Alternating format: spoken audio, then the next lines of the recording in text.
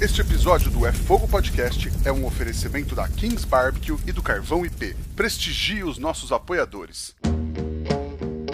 Somos apaixonados pelo fogo, apaixonados pelo desafio de domar o fogo e usá-lo como aliado.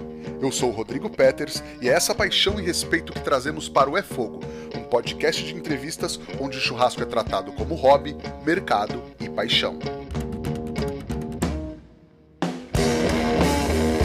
Ela é cozinheira, churrasqueira, empresária, mineira e amazona, entre outras tantas coisas. Ela também participou da última temporada do Mestre do Sabor da Globo, Ju Lima. Seja muito bem-vinda ao É Fogo, Ju. Nossa, até arrepiei com essa apresentação, Rodrigo. Obrigada pelo convite. Estou me sentindo muito honrada de estar aqui, de você me considerar uma churrasqueira, que me deixa muito honrada. Obrigada de verdade aí pela oportunidade de conversar com você um pouquinho, tá? Pô, imagina, eu que agradeço a sua presença aqui e você ter topado o convite. E não falei nenhuma mentira, falei? Acho que não. Tô conseguindo entrar aí nesse mundo que eu tanto amo aos pouquinhos e provar que realmente eu levo jeito pra coisa, então é isso aí. Legal. E quanto tempo, né? A gente que se viu nesse fim de semana em Botucatu. Pois é, não deu nem pra sentir saudade ainda, hein, Rô? Verdade. Inclusive, queria mandar um abraço para todo mundo que ouve o podcast. Teve lá na Masterclass do Barcelos, veio falar comigo, mandou um abraço, falou da palestra, tudo mais. Foi muito legal. E teve aula tua também, né, Ju? Teve, inclusive, queria comentar mais uma vez sobre a sua palestra, foi muito maravilhosa para mim, envolve a parte da comunicação, que hoje é uma coisa que eu mexo muito, assim, nas minhas redes sociais, então eu vi muita coisa minha no que você disse, eu peguei até mesmo para dar a minha aula, a forma como eu conversei com as pessoas na minha aula, como eu direcionei ela, como eu falei de mim no início, e eu senti que realmente a sua palestra me ajudou a conectar com as pessoas, olhar nos olhos e mostrar para elas do que eu sei do que eu estou falando, que elas podem confiar em mim. A minha aula foi a primeira aula presencial que eu já dei na vida e eu fiquei muito, muito, muito feliz com o resultado. Confesso que eu estava com um pouco de medo, receosa de entregar aquilo que eu me proponho a estudar, né? E acabou que foi do jeitinho que eu queria, sabe? Pô, que legal. Eu sempre fico nervoso também. Eu sempre, invariavelmente, toda vez, não é a primeira nem a segunda vez que eu dou essa palestra, mas eu sempre fico nervoso. O bom é que estava marcado para um dia e acabou readequando para o dia seguinte, então no dia seguinte eu já estava um pouco mais tranquilo, mas sempre fico um pouco nervoso. Teve chance de repassar, né? Dar uma olhada de novo. Então. Legal, Ju. Mas deixa eu te perguntar, primeira coisa, para quem não te conhece, como você se apresenta? Ah, tá. Bom, eu vou fazer um resumo. Meu nome é Juliana Lima, né? Eu tenho 26 anos, sou mineira de Belo Horizonte, filha de pais baianos, nascidos no sertão da Bahia, em Caetité. Então, eu me considero aí metade mineira, metade baiana, porque a partir da minha geração, que a família Lima veio para Belo Horizonte, mas antes de mim e do meu irmão, éramos todos baianos do sertão da Bahia, Caetité. E tá aí a parte muito grande de quem eu sou, conseguir juntar essa minha mineiridade com a minha baianeidade, eu consigo ver isso em mim, me analisando como pessoa, e é uma coisa que eu carrego com muito orgulho. Eu não sei te explicar por quê, mas talvez porque eu tenho muito orgulho da minha família, de ambos os lados, então é uma coisa que eu carrego no meu peito, que eu gosto de levantar, né, a bandeira de ser metade, metade. Bom, eu tenho 26 anos, como eu falei, e sou uma pessoa que demorei para encontrar o meu apreço, o meu amor pela gastronomia, mas quando eu encontrei, eu entrei de cabeça, pés, mãos, todo o corpo para estudar, para me dedicar. E acabou que eu percebi que antes disso eu não sabia tanto assim quem eu era. Quando eu tinha meus 18 anos, eu entrei para a faculdade de administração na PUC Minas e eu estava meio perdida, não sabia o que eu estava fazendo ali. Quando eu me formei, eu lembro de falar para o meu pai: pai, não é isso que eu quero, eu espero que você acredite em mim, que eu quero é cursar gastronomia. E a partir daí eu realmente descobri quem eu sou de verdade e venho agora descobrindo junto com vocês, né? Ah, que demais. E qual que é a tua relação de vida com a cozinha? Bom, é muito recente, Rô, porque eu nunca tive uma família rodeada do fogão de lenha fazendo comida. o máximo que eu lembro da gastronomia na minha infância e que é muito afetivo para mim é a feijoada do meu pai, que ele fazia quase todos os finais de semana lá em casa. E é a melhor feijoada que eu já comi na minha vida, pode ser porque eu tô acostumada com ela, porque, né? Mas assim, sinceramente, a melhor feijoada que eu já comi na vida. Comemos até hoje, sempre peço para ele fazer e fazer de novo. E, bom, mas basicamente esse foi o meu único apreço e apego à culinária durante os meus 18 primeiros anos de vida. Quando eu fiz 19, eu me apaixonei por um rapaz, o Natan, você até conheceu ele lá em Botucatu, e o Sim, Natan é sim. cozinheiro, de mão cheia, e eu não era nada, né? E eu lembro do Natan falar para mim, vamos fazer uns jantares românticos para nós dois, e de vez em quando eu pegava e topava fazer com ele, e eu lembro que a primeira vez que eu pus a mão na massa, eu fiz um carré de cordeiro, com batatas salteadas, olha só, eu lembro até hoje, já tem tempo isso, salteadas no açúcar, servida aí com molho de hortelã, né, de ervas. E aí eu lembro que ficou lindo, Rodrigo. Aí eu falei, nossa, amei e tal, será que eu levo jeito para isso? Isso ficou martelando na minha cabeça. Passaram-se aí mais ou menos 1 ano e meio, 2 anos, eu estava num carnaval tomando uma cerveja e eu lembro de ter um estralo e falar assim, eu sei o que eu preciso para ser feliz e eu sei o que eu preciso para ganhar dinheiro feliz, né? Que eu falo que hoje quase, não parece que eu trabalho, porque eu ganho dinheiro fazendo isso, mas eu ganho dinheiro sem sentir que eu estou trabalhando.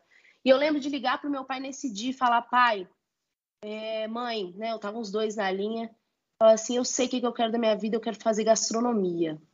Horror, esse povo deve ter tomado um susto, porque eu não teve aviso prévio, nada disso. Eu quero fazer gastronomia. E lá em casa, eu acho que uma das coisas mais maravilhosas que nós temos é essa relação de acreditar muito um no outro. Eu não sei se é porque ao longo da minha vida eu provei para os meus pais que eu sou uma boa filha, mas quando eu liguei e fiz essa ligação repentina e falei isso, né, repentinamente, eu lembro da minha mãe dizer assim: se você quer, você vai fazer. E eu lembro, até hoje eu fico arrepiada, fico com os olhos marejados, porque ela. Desculpa. Imagina. Ai, difícil falar. Ui, eu sou chorona, viu? Eu sou também, viu? Bobear, daqui a pouco eu Mas, começo também. mas é porque é muito bom, né? Eu tive o apoio dos meus pais desde o dia zero da minha carreira, e foi esse o dia zero, de eu ligar para eles e falar, eu quero, e eles falaram, então você vai.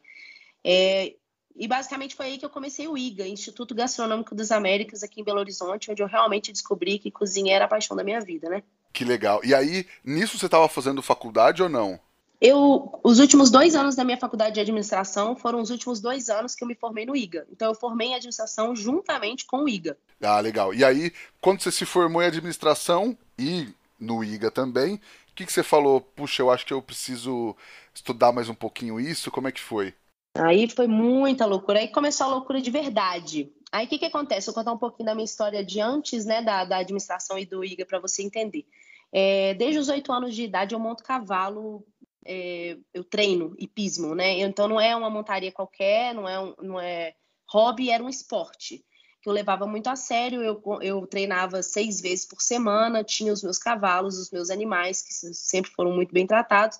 E antes da gastronomia, o meu grande amor da vida são os cavalos. Então eu sempre coloco isso muito bem colocado, falando com as pessoas, ó, eu sou chefe, eu sou churrasqueira, eu amo o que eu faço, mas cavalo é a grande paixão da minha vida. Então, número 1 estão eles aí.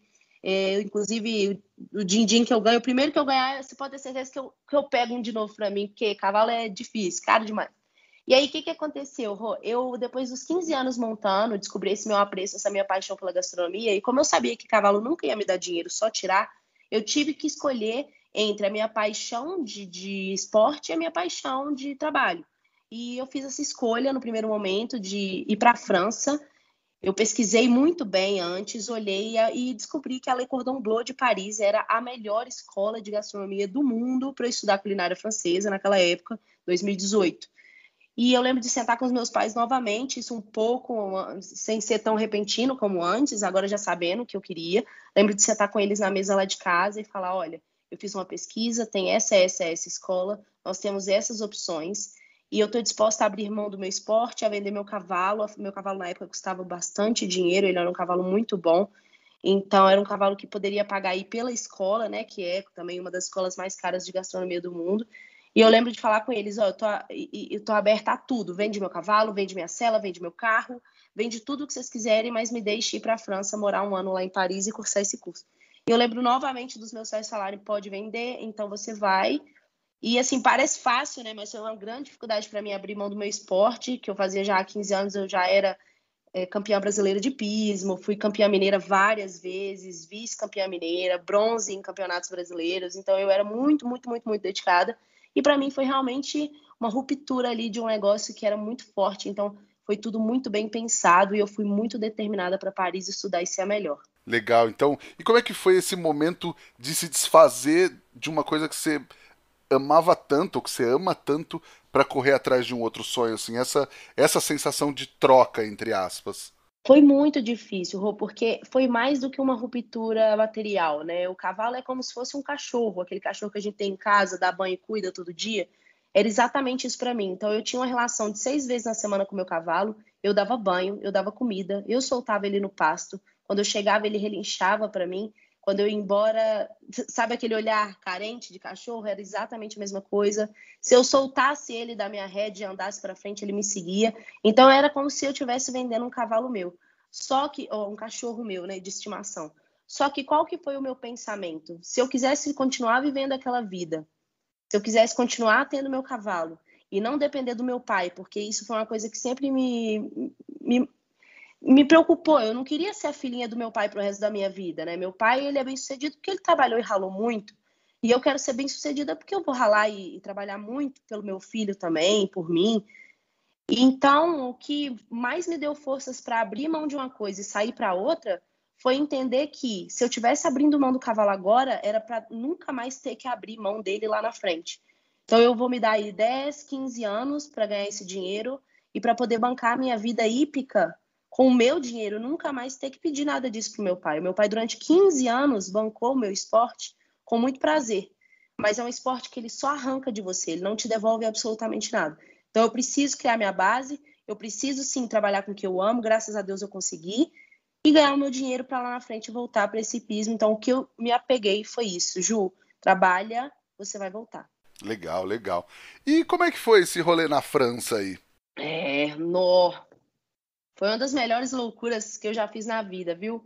Quanto tempo? Primeiro, vou contar uma coisa engraçada, né? Quando eu decidi ir para a França, eu lembro que o meu relacionamento com o Natan, aquele rapaz que me colocou, né, no mundo da gastronomia, já estava abaladíssimo, porque primeiro eu era muito nova e segundo totalmente perdida no sentido profissional, ele já era um cara profissionalmente bem de vida e eu daquela minha, não sei, menina, né, naquela minha vivendo ainda uma coisa meio largada, sem ter muita certeza de nada, só buscando meus sonhos, indo atrás de coisas assim. Acabou que a gente terminou o nosso namoro um ano antes de eu ir para a França. Aí a gente ficou afastado e eu decidi ir para a França mesmo. Eu peguei, fui, foi difícil demais, deixei na tampa atrás. Peguei e fui para a França. Aí quando eu cheguei na França, eu lembro de me sentir assim, falando, nó, larguei o amor da minha vida, né? Só que ao mesmo tempo, sentindo que aquilo era muito necessário e acreditando que se fosse para ser, será, sabe? Aquela famosa frase de realmente entender que a vida tem a vida dá seu jeito de, né? O que é para ser, vai ser mesmo. Fui para a França, alugamos uma casinha pequenininha para mim, próxima a Le Cordon Bleu. Custo de vida, assim, caríssimo, então eu tentava o meu máximo para não prejudicar tanto, né, os meus pais, que eram realmente quem estava me bancando lá. E o melhor da França é que eu conheci gente do mundo inteiro. Então o povo fala assim: ah, mas é que o francês é chato, como é que você se adaptou lá? O francês realmente existe uma dificuldade, eles são pessoas mais frias, mais quietas na deles, né? Mas lá na Le Cordon Bleu em si, você encontra pessoas do mundo inteiro. Então eu fiz amigo nigeriano, árabe, dos Estados Unidos, chineses, japoneses, europeus, de tudo quanto é canto da Europa. A Le Cordon Bleu de Paris une todos os continentes. E foi muito lindo, assim, foi muito lindo fazer parte disso, porque eu carrego hoje comigo pessoas desde lá, que até hoje já tenho que tem 3 anos que eu me formei e essas pessoas ainda estão comigo. Eu tenho como ir até a Nigéria e ter uma casa para morar, sem contar que eu posso dizer com todas as letras, foi o melhor investimento culinário que eu já fiz na minha vida até hoje, porque eu aprendi tudo que eu sei de cozinha lá. Tudo, tudo. Toda a minha base culinária é lá. Os cursos que eu dou hoje online é porque eu realmente peguei aquela base para repassar para frente, porque eu sei que aquilo é comida de verdade. Então, assim, foi muito maravilhoso morar na França. Foi uma das melhores coisas que eu fiz na minha vida até hoje. As aulas são em francês? Então, os professores todos falam em francês, mas existe uma tradução simultânea para o inglês. Então, ou você fala francês ou você fala inglês em Paris. Hoje já tem Le Cordon Bleu aqui no Brasil, que você pode falar português mesmo, que você participa de todas as aulas, né? Ah, sim. Mas lá você aprendeu francês ou você foi no inglês mesmo?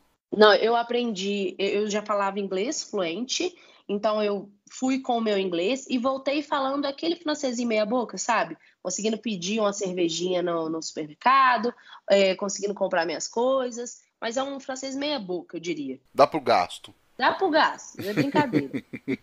E lá te despertou alguma coisa com o churrasco também ou não? Sim, você acredita que o meu apreço por carne já vinha antes? Eu sempre comi churrasco, mas nunca tinha pegado para fazer mesmo o meu churrasco. E lá na França, o que eu descobri mesmo foi o meu amor por carnes vermelhas, mais do que por outras. Óbvio que eu sou apaixonada por todos os tipos de carne, mas carne vermelha me atrai mais. E eu lembro que na França eles comem carne bleu, né? Ponto bleu. Então é aquele ponto mal passado mesmo, quase que frio por dentro, e é o meu ponto preferido de carne. E aí eu ficava pensando, nossa, esse povo deve entender mesmo, né? Porque eles fazem esse pontinho maravilhoso que no Brasil muitas vezes a gente tem dificuldade de conseguir pedir em restaurantes aqui, pela nossa cultura e tudo mais. Então, esse apreço por carnes bovinas mal passadas, principalmente, eu despertei muito lá. E também a junção dessa carne com a manteiga, porque a manteiga é, com certeza, o principal ingrediente francês nos pratos franceses. E hoje eu trabalho muito isso, carne e manteiga juntos. Então, com certeza, isso tem a ver com o meu churrasco. Ah, legal. E aí, quando você voltou, você veio pro Brasil e falou, pra onde que eu vou? Como é que foi essa volta? A volta foi difícil, porque eu me senti um pouco perdida. Na época, eu tinha ali meus 30 mil seguidores no Instagram, mas era só porque eu estava mostrando uma brasileira na França, estudando a Le Cordon Bleu. Então, foi aí que eu ganhei os meus primeiros telespectadores, vamos dizer assim, né? Só que perdidaça, eu não postava receita, não postava nada, eu postava só meu dia a dia e mesmo assim pouco, quando tinha alguma coisa para postar. Então, meu Instagram estava longe de ser algo profissional. E aí eu lembro de voltar, eu passei uns 6 meses fazendo nada, só lendo livro, culinário e estudando. E aí eu me candidatei para entrar como estagiária no Tastevan, que é considerado o melhor restaurante francês há muitos anos aqui em Belo Horizonte. E eu lembro de passar no Tastevan e falar assim, pronto, é isso, me encontrei. E aí eu fiquei 6 meses lá dentro, junto com o chefe da casa, eu criei algumas receitinhas, foram parar nos cardápios, em revistas, e foi muito legal, assim, a minha passagem pelo Tastevan me ensinou coisa demais, porque a partir daí eu comecei a fazer uns eventos privados aqui em Belo Horizonte também, mas isso durou pouco, durou esses 6 meses que eu tô te falando. E rapidamente eu percebi que, por mais que eu estivesse aprendendo muito, não era aquilo que eu queria na minha vida. Eu não me via presa dentro da cozinha, de restaurante. E aí eu entendi também que eu jamais poderia ser dona de um restaurante. Eu nem falo nunca, jamais, não, porque é muito forte. E eu sou uma pessoa que eu mudo de opinião sempre, estou sempre aberta. Mas eu simplesmente hoje não consigo me ver dentro de uma cozinha. E foi aí que eu comecei a postar receitas feitas na minha casa, no meu momento de vontade de fazer, de aconchego ali com a minha família, de servi-los. E eu comecei isso junto com a pandemia. Então, a primeira receita que eu postei, eu lembro, foi mais ou menos março ou fevereiro de 2019 e bombou, assim, no meu Instagram. E aí eu falei, uai, então o povo gosta, né? E eu, a partir daí, comecei a postar muita coisa, e foi aí que eu realmente descobri o que eu poderia fazer de bom. E hoje o meu foco é entregar para a galera de casa uma receita que eles acham que só eu sou capaz de fazer, mas que eu tenho certeza absoluta que eles também são. Então eu passo com a minha didática, a minha forma de ensinar, e eles fazem, e o meu maior objetivo é receber aquela mensagem: Ju, sua receita deu certo, a minha família amou.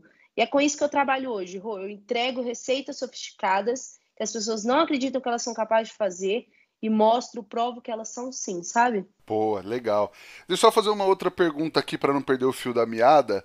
É, quando você voltou da França, O Natan te mandou um oi sumida no Instagram? Como é que foi esse retorno? Não, então, deixa eu ser bem honesta. O Nathan tava namorando outra moça, que inclusive ele sempre falou muito bem dela e tal. E aí, até onde eu sei, e eu sei isso por terceiros, porque eu e o Nathan a gente nunca se falou, né? Depois que a gente terminou, ele começou a namorar outra moça, então a gente nunca teve contato. Mas até onde eu sei, eles tinham pouco tempo de namoro assim. E aí faltou 3 meses para eu voltar, a Nathan me mandou um oi sumida. Aí eu fui verificar se tinha terminado e tal, não sabia de nada. Eu tava assim, seguir ele no Instagram, porque eu sofria muito, sabe? Eu sofria de amor lá na França, era um horror. Aí meu pai até brincava, falava assim, minha filha, como é que pode sofrer morando em Paris, minha filha? Olha o tanto de homem que tem aí andando nessa rua. Aí eu falava, pai, mas não quero homem nenhum não, eu quero Natan. E aí, 3 meses antes de eu voltar, eu recebi um oi. E a partir de então a gente nunca mais parou de se falar. Quando eu cheguei, a primeira coisa que eu fiz foi encontrar ele. Passou assim um mês, a gente voltou a namorar, entendeu? E aí voltou muito mais forte, voltou sabendo das coisas que a gente queria para a vida. Os planos viraram concretos, né? Pararam de estar só no futuro, se concretizaram. E hoje fazem aí 5 anos no total que a gente namora, mas 7 anos desde que começamos a namorar pela primeira vez. Ah, que legal, que demais. E aí, quando que você falou assim, bom, acho que eu vou investir no churrasco também, que eu acho que vai dar bom. Foi estranho. O Natan, tá vendo como é que o Natan é importante na minha vida? Ele sempre foi mais churrasqueiro do que eu, né? Ele que fazia o churrasco quando a gente tinha uma recepção aqui em casa, encontrar os amigos, tomar uma, era ele o dono da churrasqueira. E um belo dia, Natan me apresentou o Mário Portela, o Instagram do Mário Portela, e falou: Ju, esse cara tá vindo para BH, ele vai dar um curso online em BH. E como você tá mexendo com cozinha, carnes vermelhas, eu fazia muita carne vermelha na cozinha mesmo, né? Dentro da frigideira, enfim, nessas áreas menos churrasqueiras, vamos dizer assim. Ele falou, vamos, pra gente aprender mais sobre carnes, enfim, charcutaria. Aí eu falei, bora, é um investimento legal. Aí eu lembro de a gente comprar o ingresso e tal, sentamos na aula do Mário Portela, despretensiosa. E aí esse cara começa a falar daquele jeitão dele, com aquele chapéu dele, meio nômade, assim, uma coisa meio natureba, ar livre, e eu via muito o Instagram dele, era com acompanhamentos, o que eu acho surreal, porque você entrega um churrasco com acompanhamentos, para mim, você dá um valor bem acima ao seu churrasco. E aí, depois dessa aula, que foi uma aula de parrilha, eu falei, caraca, eu preciso de uma parrilha. E aí eu comprei minha primeira parrilha e desde então foi coisa de louco. Eu tenho aí uma relação com churrasco há 1 ano e meio, e eu acredito que eu entrei na profissão há 1 ano. Você vê como é que foi uma coisa rápida, porque como eu já tinha aquele respaldo de carnes francesas, né? Eu tive uma facilidade gigantesca de trabalhar na parrilha, churrasqueira. A defumação eu comecei agora, então nem posso falar isso. Mas fogo de chão, eu peguei tudo para fazer muito rápido, sabe, Rô? Eu não fiquei esperando muito, eu estudei muito rápido, eu li livros, eu fiz cursos com diversos nomes importantes e peguei para fazer isso rápido, assim. E aí, à medida que eu fui fazendo, eu me apaixonava ainda mais pelo mundo. Então, eu fiz meu primeiro fogo de chão, falei, meu Deus do céu, é isso que eu amo. Aí eu fazia uma parrilhada, meu Deus do céu, eu amo mais. E não parou. E a partir disso, com os meus estudos, como eu te falei, eu não acho, falo isso com meus seguidores sempre, eu não acho que eu sou a pessoa mais talentosa do mundo, mas eu vou ser a mais dedicada, porque quando eu me dedico, eu vejo o resultado na imagem que eu posto no meu Instagram, no sabor que eu entrego para as pessoas. Então, por exemplo, a pururuca que eu apresentei lá no Barcelos, né? Eu devo ter feito umas 50 pururuca antes de levar a minha para o Barcelos. Eu testei coisa de outro mundo, sabe? Eu testei com todos os ingredientes que eu vi, que eu estudei. Para eu chegar lá no Barcelos, bater no peito e falar, é o seguinte, esse é o melhor resultado, e é um bom resultado, que eu cheguei na minha vida. Pode ser que daqui 5 anos eu tenha outro melhor, pode, mas hoje, a partir do que eu fiz, tal. Então, eu sou esse tipo de pessoa, eu me apaixono por algo, me apaixonei pelo churrasco, eu estudo isso a fundo, não paro em momento nenhum de estudar, tô longe de saber, meu Deus, sei nada, mas eu sou aquela pessoa assim, você pode ter certeza que eu não fiz sem respaldo técnico, entendeu? Legal. E aquele negócio de você fazer o seu melhor naquele momento, né? Não precisa ser o melhor de todos, mas o seu melhor naquele momento, né? Porque não existe isso, não existe, esse é o melhor, essa é a melhor pururuca da sua vida. Isso a gente usa para fazer marketing. Mas para ser real, numa aula presencial, a gente tem que ser honesto com as pessoas que estão nos assistindo. Assim como no Instagram, a gente tem que virar e falar assim, olha, essa é a melhor pururu que eu já fiz na minha vida até hoje. Pode ser que daqui 2 meses eu tenha uma melhor e aí eu vou te passar. Porque o importante é isso também, né? A gente passou uma mês passado, tem uma melhor agora, passa melhor agora. E por aí vai, você vai... Então, por isso que a gastronomia nunca vai acabar. Porque a gente está sempre buscando o melhor e esse melhor pode aparecer a qualquer momento. Sim, sim, não, com certeza. E aí, Ju, você se preparou, você planejou alguma coisa para chegar onde você gostaria? Porque assim, tem a tua atuação online, tem loja, tem curso. Como que você fez esse planejamento? Bom, aí que entra um pouco da minha parte empreendedora, que eu fiz ADM, também acho que não foi tão à toa assim. Meus pais são empresários há 40 anos. é, e aqui em casa, todo mundo sempre teve essa parte muito comercial. E o que que foi que eu juntei a minha imagem? Quando eu percebi que na pandemia eu ganhei muito público e que eu estava fazendo um trabalho no qual eu não tinha nada para oferecer meu para a galera, ou seja, as pessoas consumiam conteúdo gratuito, elas queriam, elas pediam para comprar algo de mim e eu não tinha.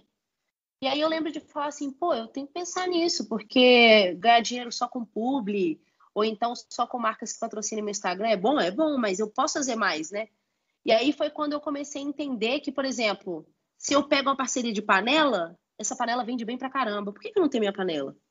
Se eu pego uma parceria com deixa eu pensar, aí no caso não tem outra empresa, né? Hoje eu estou com uma empresa de panelas, mas enfim, dá para pensar isso um milhão de coisas, tempero, carne, como por exemplo o Netão contou pra gente que ele saiu de uma carne que ele pedia para um bom bife, não é o meu interesse hoje, que eu tenho um patrocínio muito cabuloso, não tenho interesse nenhum, mas assim, dando como exemplo, né?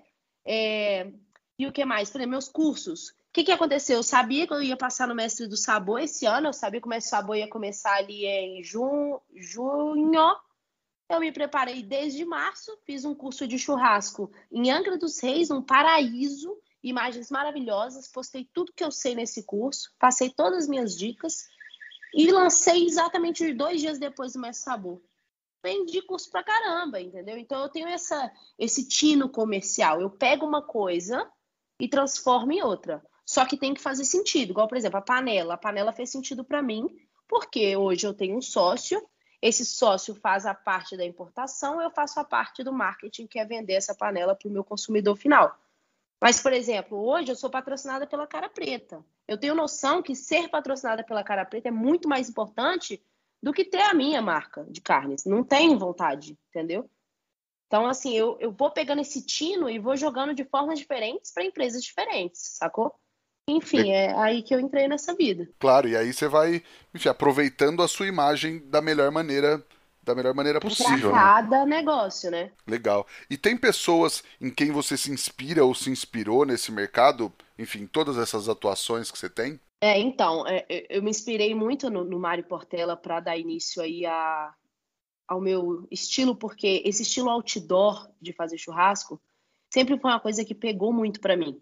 E eu via ele sendo esse cara, né? Então eu me apeguei primeiramente muito ao Mário Portela, uma referência internacional que eu tenho, mas pouco, assim, é referência mais de imagens e Instagram, é o Francis Malman, que também tem essa pegada muito outdoor, muito fazenda.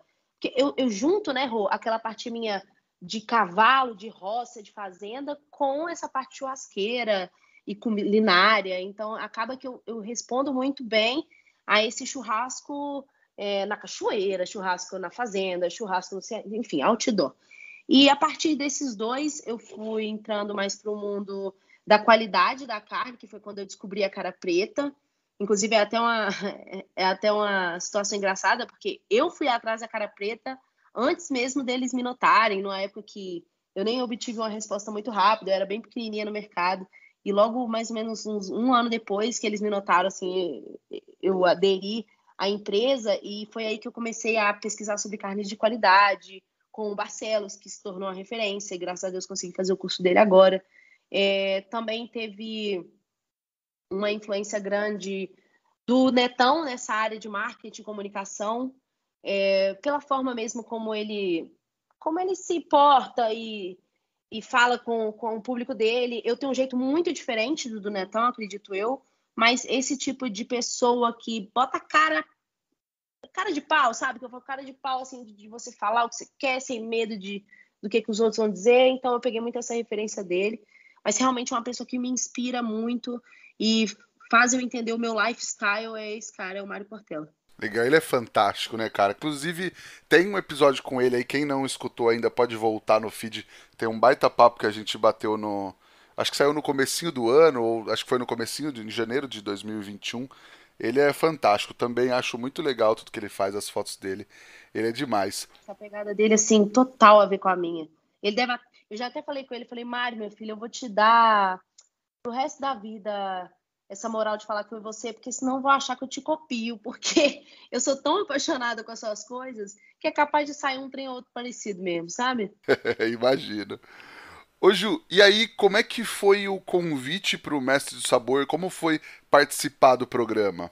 Ah, tá. Eu lembro, eu tava de Covid, eu tava de quarentena num sítio lá em Moeda, eu acho Moeda não, Casa Branca, aqui perto de BH. E aí eu tava toda inchada, assim, meio doente e tal. Aí eu lembro de estar deitada numa poltrona, com calor, juro por Deus, eu lembro todos os detalhes. Aí eu recebo a ligação, DDD 21. Eu, uai, estranho, normalmente eu não atendo, não. Aí eu peguei e atendi, falei, alô? Aí o cara já falou, alô, Juliana Lima, aqui quem fala é fulano de tal. Eu falo pela Rede Globo. Eu nem sei se eu podia estar falando isso aqui, mas tô falando. Eu falo pela Rede Globo e gostaria de saber se você tem interesse em participar do Mestre Sabor. Aí eu falei, que isso? É trote, não é possível. Não é possível e tal. Eu falei, uai. Aí na hora eu fiquei assim, uai, tenho, né? Falar que não é muita loucura. Aí tenho. Nunca tinha nem visto o programa, confesso. Aí eu lembro de, no mesma hora, pegar o celular do meu irmão também estava de Covid lá, de quarentena comigo, aí eu lembro de pegar a mesma hora o celular do meu irmão, Diego, me presta aqui e tal, pesquisando Mestre Sabor, ligando pro meu pai, colocando o rapaz no mudo enquanto ele me mandava algumas informações. Aí começaram a pedir alguns dados meus, eu falei, pai, e aí, eu passo, não passo? Meu pai, passa tudo, minha filha, depois a gente resolve. Aí pronto, passei tudo. Aí no dia seguinte, esse rapaz me liga de novo, e manda vídeo assim, manda vídeo assado, sua inscrição é tal. Aí que eu percebi que nem garantida eu tava, não era um convite garantido, não. Tiveram vários chefes selecionados, né? Só que todos convidados. E eu fui passando de etapa por etapa. Então, por exemplo, a primeira etapa eu tinha que contar um pouco da minha história, igual eu tô fazendo aqui com você, o que foi minha inspiração na cozinha, como é que eu comecei, onde é que foi que eu estudei. E aí eu fazia esses vídeos, ia mandando, a produção recebia, tudo online, por causa do Covid na época, né? Eles não estavam fazendo esse recrutamento ao vivo. E acabou que eu fui passando de fase, até que eu fui realmente selecionada, fiquei entre os 30 que foram para o Rio de Janeiro, e de lá, 18 entraram para o programa, e eu tô dentro disso aí. Olha que legal. Eu vou contar uma história muito rápida. Esses dias, uma menina me mandou mensagem assim: Ah, eu sou da Fazenda.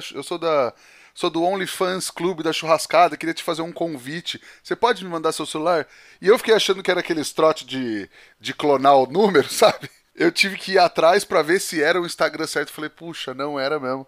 E aí era um convite super legal, só que a gente fica achando que, puta, será que é, né? Porque, pô, a Globo me ligar assim, não me mandar um e-mail, não ter nada, aí eu fiquei meio, nossa, como assim? Tá? É porque tava tudo tão online, né, que os caras estavam ligando assim mesmo e pedindo, e eu acreditei do início ao fim, mas naquele pezinho atrás, tipo, será? Eu acho que só uma semana depois mesmo que eu fui ter certeza que eu participei de uma reunião com a galera, que eu falei, eu tô no Mestre Sabor. E como é que foi a experiência? O que teve de positivo pra você e negativo, se teve alguma coisa? Oh, foi maravilhoso. Meu Deus, eu acho que depois ali de ter estudado na Le Cordon Bleu foi a melhor decisão que eu tomei na minha vida. Eu confesso que o MasterChef não era um programa que me atrai, tá? Eu nunca tive vontade de participar do MasterChef pela forma que eles dão, fazem o show, o reality, né, do show. Para mim é muito mais show do que reality ali. Eles falam umas críticas muito bravas, às vezes faltam com respeito com a profissão, com o entusiasta que ama a gastronomia, aquele cara ele deixa até de amar. Conheço casos de gente que tentou entrar e foi tão desrespeitada que nunca mais quis mexer com cozinha. E eu percebi logo de cara que não era a pegada do Mestre Sabor. A pegada do Mestre Sabor é muito diferente, porque o Boninho e o pai do Boninho, que são os diretores do programa, têm uma relação com comida de amor, desde sempre. Então, os caras fizeram um programa respeitoso no sentido de nós vamos abraçar os cozinheiros, os chefes de cozinha nesse programa serão abraçados. Todos eles cometem erro, todos eles serão penalizados por isso, sairão do programa por isso, mas com respeito. Então, eu vi as primeiras temporadas do Mestre Sabor e eu falei, é isso, eu preciso disso. Por quê? Porque eu vou mostrar quem eu sou, eu vou aparecer na TV Globo e, ao mesmo tempo, eu vou ser respeitada, independente do que acontecer. Rô, por que isso era um medo meu? Porque eu tenho, 2 anos como chefe de cozinha. Eu acabei de 2 anos que eu me profissionalizei, sabe? Então, aquela sensação de que só sei que nada sei, existia dentro de mim. Se eu fosse um Masterchef para sair humilhada, pra quê? Então, eu entrei no Mestre Sabor, assim, de cabeça, sabendo que eu não seria humilhada por aquele pessoal que ama a cozinha tanto quanto eu. Foi exatamente o que aconteceu. Tudo ali dentro é verdadeiro. Eu não senti que nada é planejado. Os diretores são preocupados com você, com o seu bem-estar, com a sua... Não, e aqui, ainda tinha o Covid, né? Nós ficamos confinados no hotel 15 dias, sem poder falar com ninguém, sem não sei o quê, tudo feito, assim, profissional. E quando eu saí, eu tive ainda mais certeza que eu estava no lugar certo, no programa certo, porque os caras são foda. Desculpa o palavrão, mas eles são muito bons. E foi a segunda melhor decisão gastronômica que eu já tomei na minha vida. Que legal. E é o que você falou, né? Se pro entusiasta, se pro cozinheiro amador pode ser difícil receber uma crítica e tal, pro cozinheiro profissional que tem uma carreira, dependendo do que acontece, pode ser uma derrocada, pode ser o fim da carreira daquela pessoa, dependendo do que acontece em rede nacional, né? Exatamente, assim, eu sei casos de pessoas que entraram e felizes e querendo, pô, você tá lá, sabe, você tá tenso. Nossa, o dia que eu entrei no Mestre Sabor, eu tive um problema com a minha farofa de coco licuri que eu ia apresentar na entrada, a farofa deu merda lá, a farofa tava uma bosta, aí eu fiquei pensando, pô, acabou, entendeu, não vou entrar. Mas também, ao mesmo tempo, por que eu tive cabeça para prosseguir? Porque eu sabia que se eu não entrasse, ninguém ia falar assim, esquece a cozinha, você não nasceu para isso, vai embora daqui. Não, o povo ia falar assim, não, Ju, é isso aí, ó, tava tudo bem, essa farofa aqui não ficou tão boa, então tenta dar uma próxima vez, entendeu? E aí me dava segurança para falar, então foda-se, vou com a farofa ruim mesmo, dei um jeito na farofa, acabou que deu tudo certo, e aí ia ser foi muito, muito legal mesmo. Então, porque tem isso, né? O programa de TV precisa ter atrativos, né? Precisa ter entretenimento, né? E às vezes, dependendo do programa, vai para um lado, vai mais para outro, né? Mas, enfim, acho que quem cozinha gostaria que os programas fossem muito mais sobre cozinha, né? A dificuldade que eu vejo que esses programas encontram é que quem julga não é quem está do lado de fora. As pessoas que estão assistindo não podem julgar, porque elas não comeram. Mas a maioria das pessoas que eu conversei ficam assim, pô, Ju, é chato, velho, porque a gente queria poder participar desse programa, né? Como é que a gente vai acreditar que o que o fulano tá falando é verdade? Mas isso sempre vai ser um problema para programa de culinária. Os caras vão ter que aceitar o que os chefes ali, que os mestres estão falando, né? E muito disso é a torcida. Então, torcida é foda, né, Rô? Porque a pessoa que cozinha pior, por exemplo, pode ganhar o programa. Então, eu sempre tento falar isso com o pessoal, gente. É um programa que só dá para ser assim. E, enfim, é uma das dificuldades que esses programas encontram, mas, pô, o programa realmente entrega um respeito à nossa profissão de outro mundo, e é isso que eu esperava. Quando eu entrei como churrasqueira, não sei se você viu, no primeiro episódio, quando me apresentam, fala Juliana, chefe de Lima, formada no Le Cordon Bleu, churrasqueira.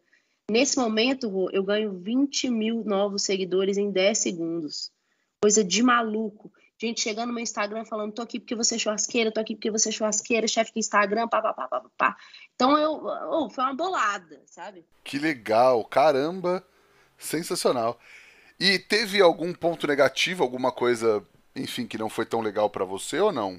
Olha, o que eu consigo pensar de negativo talvez foi a minha saída, que eu cometi um erro muito forte, tipo um erro que eu não cometo normalmente e que eu confesso que mexeu bastante com o meu psicológico.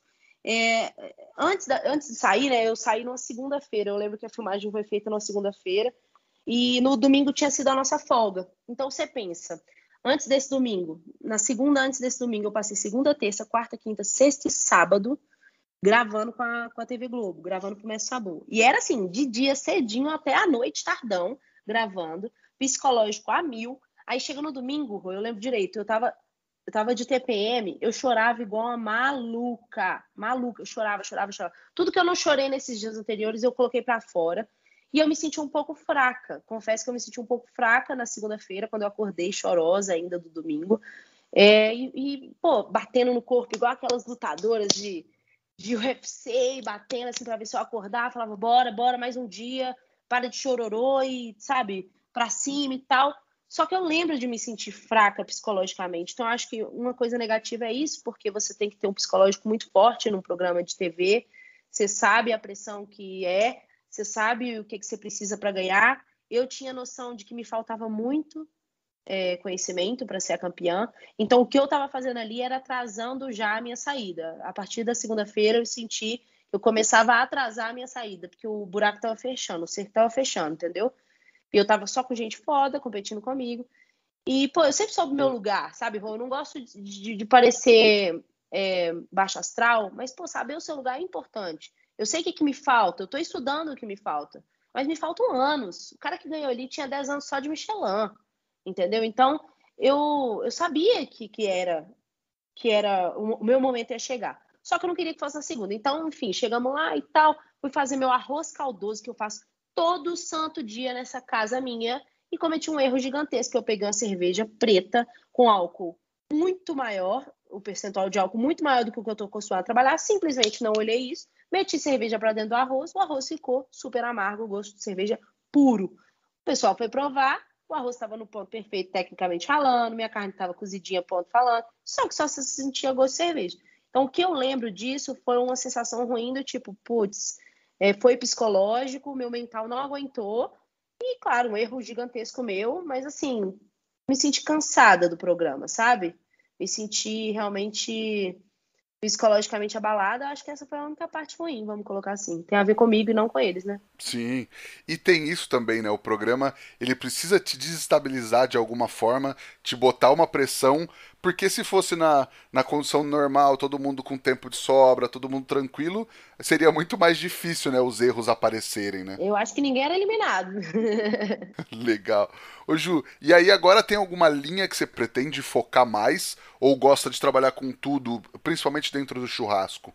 Então, hoje o meu foco está sendo churrasco e acompanhamentos. Então, eu mesclo o meu churrasco, o fogo de chão, com a culinária francesa, trazendo esse respaldo técnico da culinária francesa, de usar ingredientes como manteiga, caldos, né? Caldos com ossos, enfim, de todos os tipos de carne, e trabalhar com essas carnes na parrilha, na churrasqueira, no fogo de chão, porque hoje é o que mais me encanta. Só que, por exemplo, há 6 meses atrás eu comprei minha primeira defumadora, estou entrando também um pouco no mundo da defumação, gosto muito da charcutaria, que é outra coisa que eu mexo. Então, eu não me atrevo a dizer que eu vou me resumir à culinária francesa de churrasco, porque o que eu quero é carnes, no geral, e culinária francesa.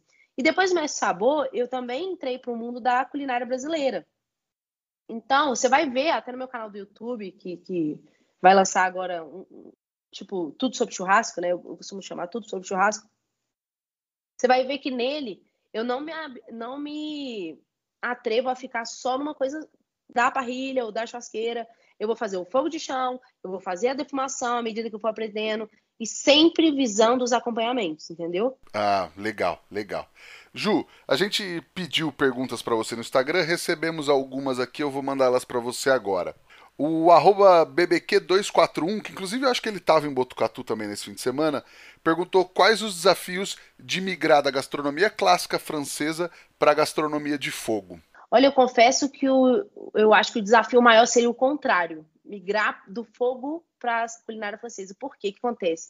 A culinária francesa, como eu estudei em uma das melhores escolas do mundo, e com tempo, e com calma, e com muita dedicação, ela me ensinou técnicas básicas que servem para fazer comida de verdade.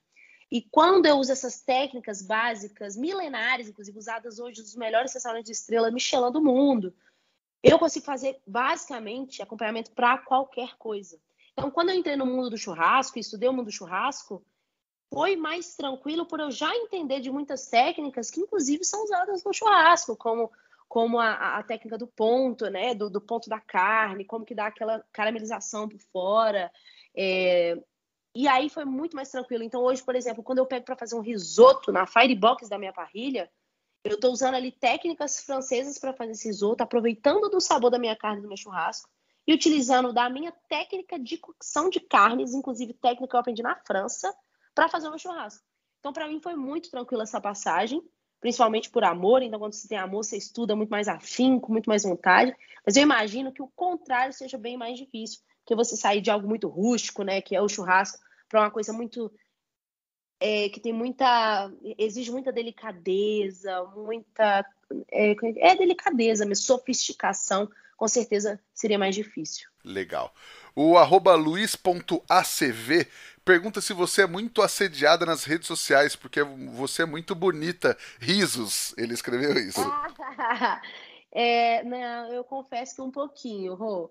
Eu sou chamada de musa do churrasco por alguns seguidores e seguidoras minhas. Eu recebo cantadas de homens e mulheres recorrente, mas eu recebo com muito carinho, com muita tranquilidade. Inclusive o Natan também recebe com muito carinho e com tranquilidade, porque é um elogio.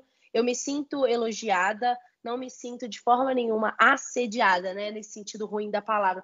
Eu me sinto elogiada, feliz. Eu não vou negar eu me porto de uma forma para ficar mais bonita mesmo, para as pessoas acharem que eu tô legal e por mim também, sabe? Para me satisfazer, assim, para eu olhar no espelho e dizer, é isso que eu quero.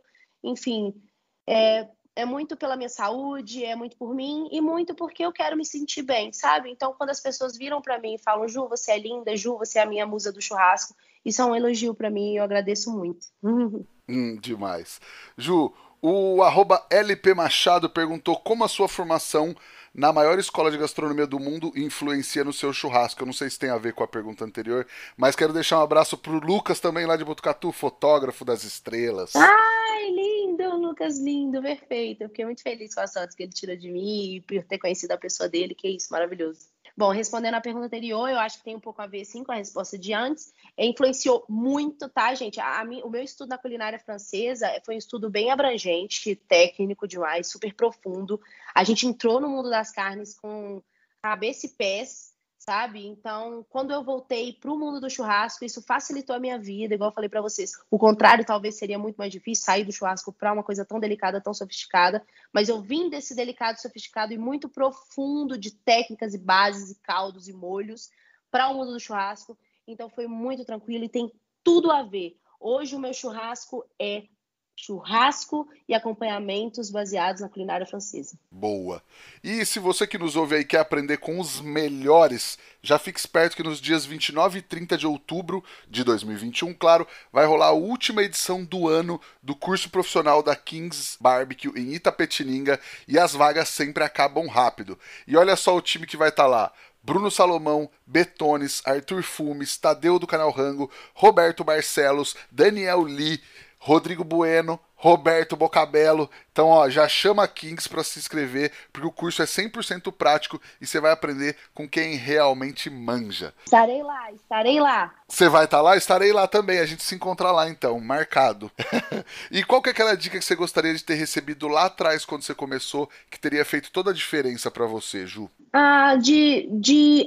Assim, a dica que eu gostaria de ter recebido lá atrás é para eu não me fechar no mundo da culinária francesa, sabe? Para eu não achar que eu teria sim que estar dentro de uma cozinha para eu ser para eu ser reconhecida, para eu ser bem-sucedida, que isso não precisa ser uma verdade absoluta, que nem todo mundo tem que se acostumar com esse tipo de vida só porque estuda gastronomia, que eu poderia sim buscar a minha forma.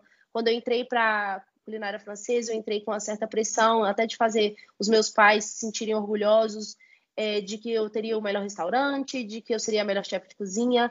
E quando eu entrei, essa pressão foi forte por esse motivo e eu gostaria de ter escutado de alguém que não necessariamente para eu ser uma chefe conhecida e renomada, eu precisava estar dentro dessa cozinha tampada, fechada de um restaurante. Legal, legal.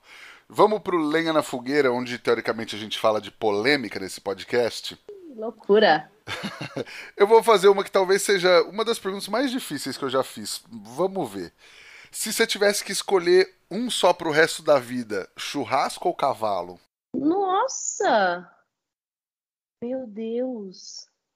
Rodrigo, apelou, perdeu. Não tem como responder essa pergunta. É...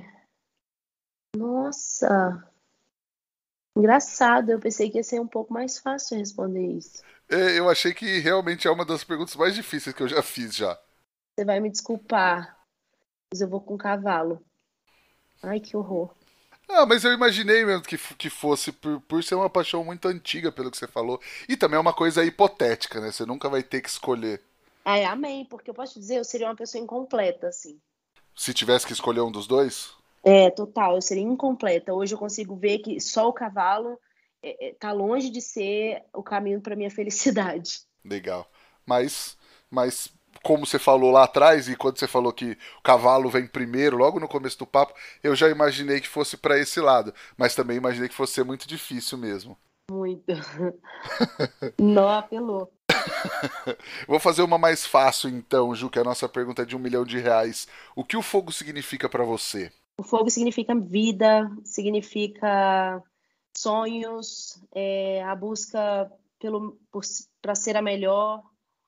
Fogo significa sabor, expectativas. Meu Deus, hoje o fogo é simplesmente tudo assim na minha vida. Eu só consigo enxergar ele na minha frente como forma de viver, como forma de ganhar dinheiro, como forma de investir, de dar a vida que eu quero dar para minha família. O fogo é tudo, viu? Legal, Por legal. isso que eu te falo, assim, não tem como ter o cavalo e não ter o churrasco, porque eu estaria completamente incompleta. Não, boa, sensacional. Ju, e tem alguma receita, um truque, uma dica para passar pra galera que ouve a gente? Ó, uma receita, não sei, mas eu vou te passar um truque meu das redes sociais, que eu acho que hoje é uma coisa que abre muitas portas para a galera, que abriu para mim, não só no churrasco, mas como no mundo da culinária francesa também. Então, se você está ouvindo aí, não sei do que você gosta mais, mas apareça, seja você, mostre sua vida, o seu íntimo, quem você é, trabalhe com a sua verdade, tá? E isso com certeza vai fazer toda a diferença. A maior resposta que eu recebi quando eu comecei a trabalhar nas redes sociais não foram as minhas receitas em si, mas foi a minha verdade, foi transparecer a chefe Julima do jeito que é, vestida de pijama, com a cara arregaçada, sem maquiagem, em algum momento bonita, vestida para sair, e enfim, ser eu a todo momento, entender que as minhas receitas não tem que ser igual ou melhor que a de ninguém, tem que ser minhas, então a gente precisa. É claro que nada se cria, tudo se copia, a gente adapta uma coisa ali, aprende com outro aqui, mas tente dar a sua cara para suas coisas, tenha referências, pesquise. É, uma receita, eu vou tentar te falar uma receita breve aqui, que é uma das minhas preferidas, que é a picanha na grelha. Eu sou apaixonada por picanha. Picanha, o povo fala que eu sou besta, porque óbvio que todo mundo é apaixonado por picanha, mas eu não posso negar, minha carne número um.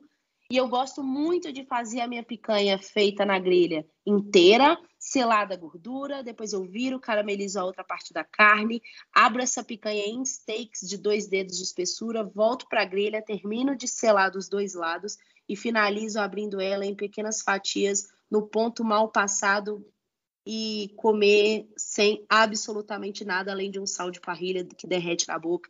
Essa é a minha receita cargo-chefe do meu Instagram. Se vocês entrarem lá, vocês vão ver que eu sempre estou repostando a receitinha de picanha na brasa. Legal, legal. E tem alguma coisa para indicar pra galera assistir, ler ou visitar, Ju? Olha, de literatura, o que eu posso indicar muito é o livro da Le Cordon Bleu, de culinária francesa salgada básica. É um livro que fala sobre aqueles caldos básicos, comida de verdade do início, e eu acho que isso é a base de qualquer comida do mundo. No meu curso de culinária francesa online que eu tenho, eu acabo falando sobre isso também, mas eu acredito que como literatura, a culinária francesa é muito importante. Foi importante para mim como base, para começar a minha vida, eu acredito que possa ser importante para outras pessoas também. Legal. É aquele livro principal de técnicas da Le Cordon Bleu? Isso, exatamente. Técnicas de culinárias, Le Cordon Bleu é super fácil de achar. Custa mais ou menos uns R$ 125 aí na Americanas, Amazon. Legal. Não, fechado.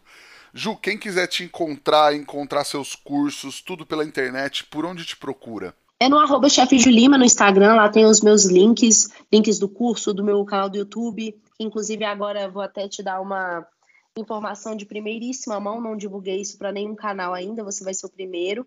Ano que vem eu tô lançando o meu reality show de churrasco chamado Sabor do Fogo, com a Cara Preta patrocinando o meu reality. A gente vai rodar o Brasil e vai filmar churrascos em lugares inusitados e paradisíacos por todo o nosso país, fazendo acompanhamentos locais, acompanhamentos criados por mim, e vai ser um puta de um reality show. Então eu espero que a galera consiga acompanhar lá pelo YouTube. Todos os links que vocês precisarem estão na minha bio do Instagram, @chefjulima. E, bom, me acompanhem se vocês quiserem, se vocês gostarem do meu conteúdo, e está só começando. Pô, que legal, sensacional, Ju. Sensacional, ansioso para ver como vai ficar esse projeto. Amei, amei. Legal, nós estamos no Instagram também, no @efogopod, e o meu é @rodrigopeters_. Sigam ele, gente! Ah, sim, por favor. Tá aí o nosso episódio com a mestra do sabor, Ju Lima. Manda pra galera o link desse episódio. Fala, ó, escuta aqui que a mina tem muita coisa pra falar. E dá aquela força pra gente. Dá 5 estrelas na Apple Podcast, dá um follow, dá follow, né? Não unfollow. Segue a gente também lá no Spotify, que ajuda bastante o nosso trabalho.